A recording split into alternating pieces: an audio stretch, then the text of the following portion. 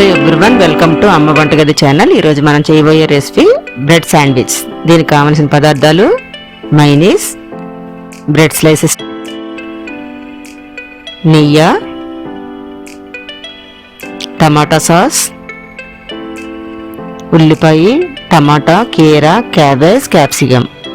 ఒక బౌల్ తీసుకొని అందులో 2 స్పూన్ మైనీస్ వేసుకొని చిన్నగా తరిగిన క్యాబేజీ, క్యాప్సికమ్, కొత్తిమీర వేసి కలుపుకోవాలి.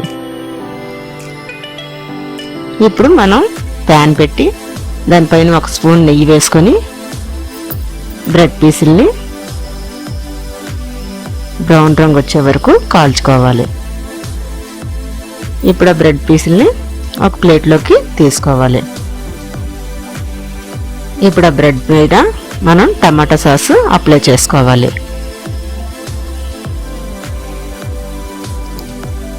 రెండు పీసెస్కి కూడా టమాటా సాస్ అప్లై చేసుకొని ఇప్పుడు ఒక దాని మీద మనం ముందుగా తయారు చేసి పెట్టుకున్న మైనీస్ మిశ్రమాన్ని స్ప్రెడ్ చేసుకోవాలి.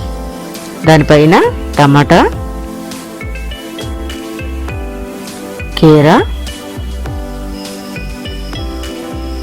ఆనియన్,